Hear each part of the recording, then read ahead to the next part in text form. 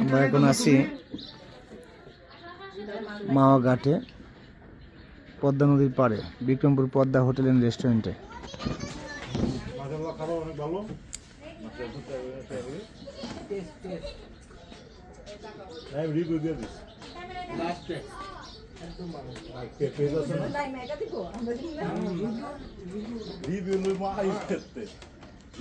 বাংলাদেশ একটা রিভিউ দিয়ে দিবি রুদ্র। হ্যাঁ যে মামা রিভিউ দিবি আমি বেশি হ্যাঁ আমাদের 20 নদী বাংলা নদী বাংলা কে